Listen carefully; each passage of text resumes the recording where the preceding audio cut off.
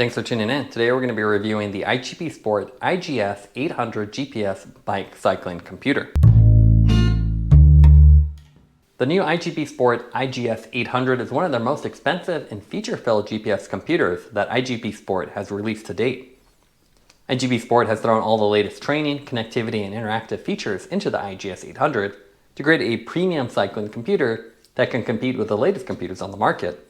As far as packaging, you can see this nice little advertisement with Chris Froome right on the top. We actually received this shipped exactly like this with a shipping label, which is why there's a little bit of goo still on here, which is a little bit strange. Makes it a very easy target to get stolen, so I would be careful with that.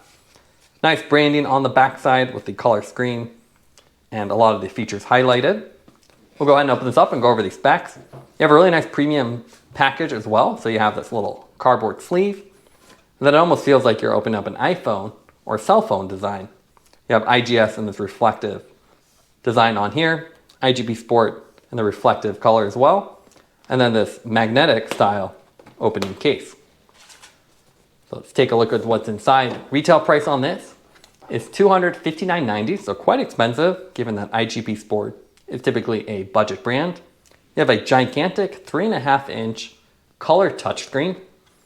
You have a claimed runtime of up to 50 hours with a 2050 milliamp internal battery. But iGPSPORT doesn't actually say what that includes, whether you're running in some eco mode or lower GPS setting. It's not clear. You also have offline navigation, so you can get rerouting even if you don't have a cell phone connected. And you have real-time segment display, which is not Strava segments, but segments created on the app, which is a really cool feature. So it'll simulate like a Strava segment. You can get your king of the mountain and gauge your progress against other people. You also have a nice metal Garmin mount, which is really cool to see, and something you typically only see on higher end computers. As far as what comes with it, you can see really nice packaging with little individual boxes. So the computer is in a little cardboard holder. You have a sleeve, so a little plastic silicone sleeve that goes around the edges for protection. That's in one box. Open up the other box. Nicely labeled too, so definitely more premium experience. We have the USB Type-C charging cable here. And then we have a basic handlebar mount in the last box with the tether as well. So you can secure the tether to the little corresponding slot here, as well as a double O-ring design handlebar mount. And then the instruction manual or quick start manual is in its own little packaging and tells you how to get started in multiple languages. Now let's take a look at the weight of the computer. So the computer by itself without the little cover is 113 grams. And then the handlebar mount, which I expect most people wouldn't use, as you would just use a out front mount. It's all plastic with rubber straps. It's only 10. Visually, the iGPSPORT iGS800 is quite impressive with a gigantic 3.5-inch color touchscreen. And it has minimal bezels, so you don't get a bunch of extra surround. And it gives it a lot more premium look, almost like a cell phone. This is the same size as Garmin's top models and has a vivid 320 by 480 pixel color display to show data as well as maps. The shape of the computer has a familiar design that iGPSPORT uses. It's trapezoidal design or parallelogram. You can see it's angled on the back and the front to make it look a little bit sleeker. And you have this extra detailing with the glossy inserts along the sides and this curved edge that again kind of hides some of the thickness. It's fairly thin because it's such a gigantic computer. They can really spread out the battery and the mount. But you have the nice glossy side. You have plenty of buttons here. 6 buttons. You have the power button with the red label. Then you have 3 on the other side and 2 on the bottom. The main branding here is iGPSPORT on the front and then below the screen. Otherwise, pretty generic looking rounded rectangle. And because the size looks quite premium. The other cool thing is on the bottom, you actually get this carbon fiber weave. So it's a diagonal weave. You don't really see this when it's installed on your bike, but you can see the edges of it. It gives it a nice premium look. You also have the USB Type-C charging port, which is really well concealed. So you can see on the front here, it almost looks like another button, but this is actually the cover. So if you pull up, there's a USB Type-C port right there, which is a nice modern interface so you can charge this or charge other devices. You also have the little cutout here for the safety tether, which you might need given the bigger size of this computer. On the bottom, you have this nice shiny Garmin mount. So it's actually metal, which is really cool. Having done mostly budget computers, it's pretty rare to see a metal mount. They're usually just plastic that are molded directly into the base. But with this one, you can actually feel it, and it feels a lot more durable. It has a nice cool feel of metal. It's a standard Garmin mount, so you can see 2 tabs, and that rotates in place on your mount. They include a pretty basic mount. I'm surprised they didn't include their M80 out front mount, which is just a plastic one that's $10 more. But you can see the 2 little slots have a corresponding slot on here. So you rotate it 90 degrees and then you're locked in place. So really simple design. But again, I would use an out front mount rather than the simple handlebar mount, as this is so big, you really want this in front of your stem and not here on the side. The user interface on this, again, is a combination of touchscreen and the buttons. A long hold on the top left button turns it on. And then you have various navigational buttons on the side. They've adopted more of this Garmin style screen. So you have your widgets or tiles on the main page. So you can see things like segment, fitness level. And with this one being a higher end computer, you get a lot more features like the recovery level, fitness level, training plan. And the cool thing is you get these segments too, so you can create segments on the iGPSPORT app. And just like a Strava segment, you can see your accomplishments and compare your time while you're riding. It also has iClimb and then all the sensor connectivity, power meters, radar. So really simple and easy to use. And you can see quite loud as well. So when you power it on, power it off. Now let's take a look at the user interface of the iGPSPORT computer. As you can see, they've really designed this to mimic more the Garmin style. So you have widgets on the main homepage, and they highlight a lot of the basic metrics, navigation, training load, segment. You can see your fitness level, and you can even see a good summary of what you've done. So really nice and simple, and you can customize the layout of this using the menu as well. There's additional options here. So there's system menu, and from here you can design and adjust everything. You can even do some of the theme colors. One of the biggest downsides of this computer though, I think, is it's a little bit dim. You can see all the colors here aren't very vivid. They're all really muted. And it's a little bit hard to see with all the glare here, but even in person, it never really feels as bright as the BSC300 or some of their smaller screens. You have auto day and night mode with the integrated light sensor, which is a nice feature. So automatically adjust. Wi-Fi pairing.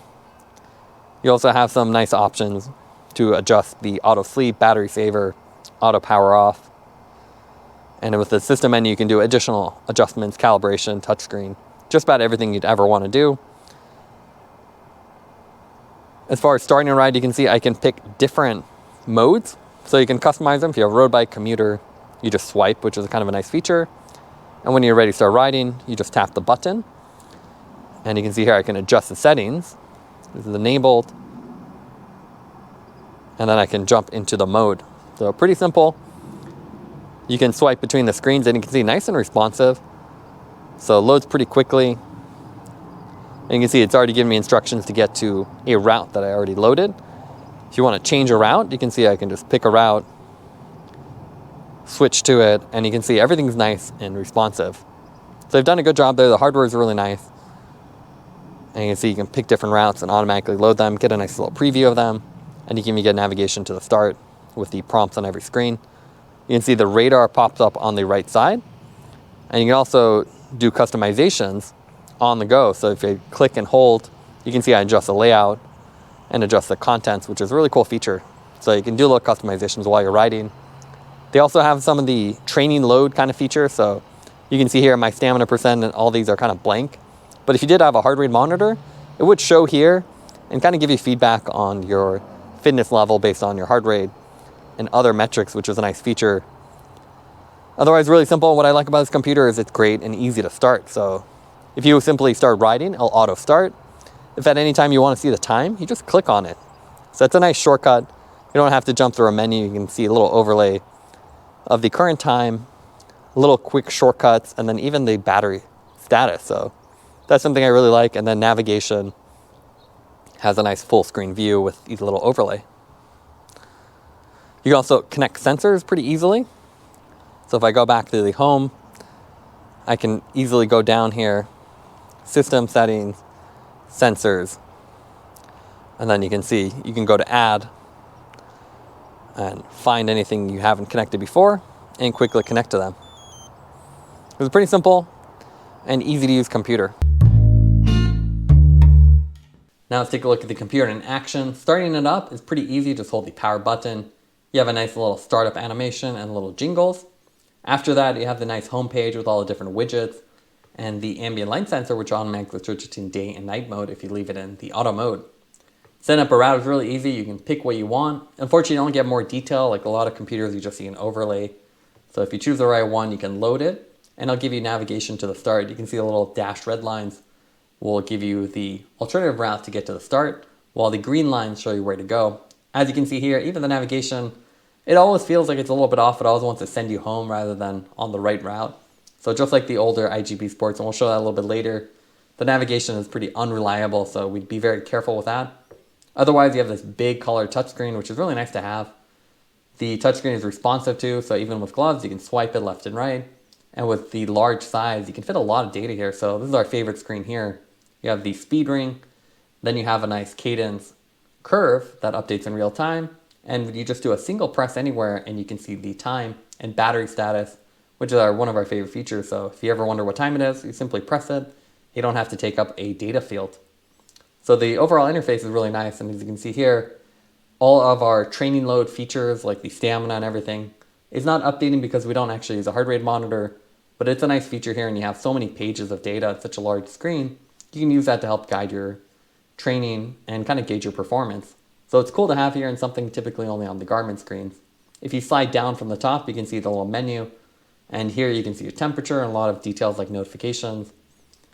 The navigation, you can see here, works fairly well. You don't see a lot of details as far as street names or anything like that on the other screens. You just see a arrow and then remaining distance. That'll pop up, I think, around 300 or 400 feet from the turn. The navigation was pretty poor, just like the other iGPSPORT products. We found that it's pretty buggy, so any hairpin turns end up being a turn, and you get a bunch of false turns that aren't real. It also has a very aggressive rerouting logic, so if it thinks you've strayed a little bit, it'll just start rerouting you rather than letting it kind of stabilize and figure out where you're going. We also had buggy issues with the altitude or the climb feature. So the iClimb feature doesn't really show up on a lot of our routes, but then showed up later. And here's a great example of false turns. We're on a rural road with obviously no turns, but it's telling us to go left and right, and it's pretty confused. And again, the iGPSPORT always wants to send you home. It's really weird. So if you have any overlapping routes, it does some weird stuff and tries to send you backwards. The really cool feature here, though, is the live segment feature. So here you can see we have a segment coming up. So you'll get a notification, and it doesn't have to be on your actual official route. So whether you're doing a route or just doing a free ride, it automatically detects the segment that's nearby and then switches to the screen automatically. You can also customize the layout of the screen because you do have a lot of empty space here, but you can see the profile in the middle, the distance remaining, and then your relative time offset. So it's a really cool feature and something that's nice to see at this more budget price point. You don't really see that Strava live segment feature on non-Garmin or Wahoo computers. On these cheaper models like the iGPSPORT, Brighton, they just don't have it because of licensing. So with this one, they've made their own. You do create it on the app, and it's pretty easy to do. You just have to create it from a previous ride. And after that, it shows up pretty reliably. And even if you have multiple segments that are near each other, you'll get a little pop-up screen that says you're near both of these. So it's actually implemented really well, and one of our favorite features. And you can see here, you even get a little profile of the route for that climb. So you get that little climb feature automatically. So it's a pretty smart feature, and when you imagine what it takes to implement this, it takes quite a bit of processing. You have to know where you are, all the segments on the computer, and then automatically show you the profile and then the data that corresponds to it. So that was pretty reliable and a cool feature. That's again really surprising to see here. It'll stay on the screen, so if you have a lot of segments, that can be a little distracting if you're trying to make turns and stuff like that, so you want to be careful with how many you make. Once you approach the end of the segment, it also has some nice screens here, so here you see we're about done with the segment. And then you get a nice little screen that shows you how you did on that. And if you did well, you get a nice accomplishment screen, which is nice again. And with iGPSPORT, it really tries to gamify things. So when you end a ride, if it's your longest ride or fastest ride, you get screens like this. So again, really cool feature, especially at this price point. Now let's take a look at the iGPSPORT app. They have a dedicated app on Android and iPhone, and there's basically 4 tabs on the bottom. On the homepage, you see a good summary, your progress for that month, latest activities. They even have recommended routes, which is kind of interesting just based on your proximity. The activity view gives you a good overview of the rides you've done. And if you click on one, you get a nice map view with overlays, all the metrics you'd ever really want. It's obviously not as good as Strava or other apps, but you can see you have tons of options here and it's all readily available. And you can easily upload this to Strava or other platforms for additional analysis. Under device, you can connect your devices like the iGS800. And then under the My thing is your profile. And here's where you can kind of set up your own metrics, your training plans, your workouts. Under devices, you can see we can connect to the iGS800. We have the firmware version, the battery status, and then all the options you have on the device itself. So we can go in display settings, adjust the brightness. We can do power management settings, auto sleep, auto on. The app itself is slightly confusing. So if you want to change the layout of some of the pages here, you would want to go through to the ride mode, select the corresponding ride mode, and that'll match what it says on the top here. So road, you can do mountain bike, you can rename it to whatever you want. Under page configuration, we can go and configure it.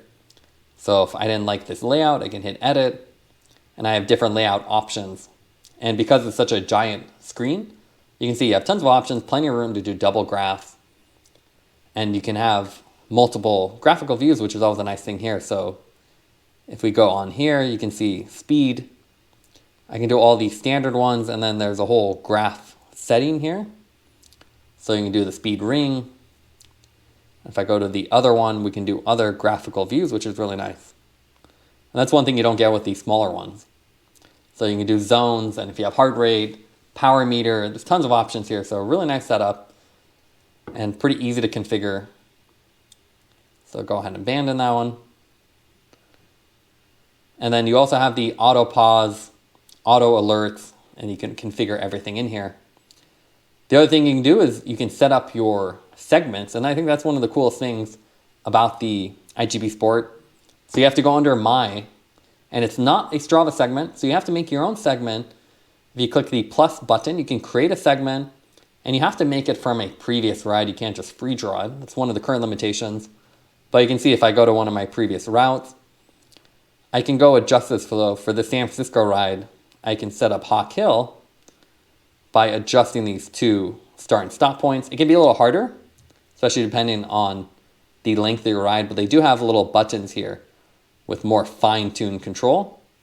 So you can easily adjust this and then use the buttons to do it. So you can see once you're happy with the segment, there's a little bit of UI bugs here. So the confirm is very easy to overlook, and it's 2 lines for whatever reason. So we can say Hawk Hill. But it's a really cool feature. It's not, again, Strava segments, but you're not paying for the Strava membership and the fees that iGPSPORT would probably pay to integrate that feature. So really cool. And once you have this, you can click and then send it to your device. You can see the full hill profile. And again, just a really cool feature to see here. The annoying features about the iGPSPORT is the route creation. It's pretty rough. So they only have 2 options. You can import it, and you can import from third party, which is the 3rd option, but it's only Strava or Komoot. So you can't do ride with GPS or other ones. You just have to import it as a GPX, which loses all the turn-by-turn directions. Creating the route has to be probably one of the worst features of the app.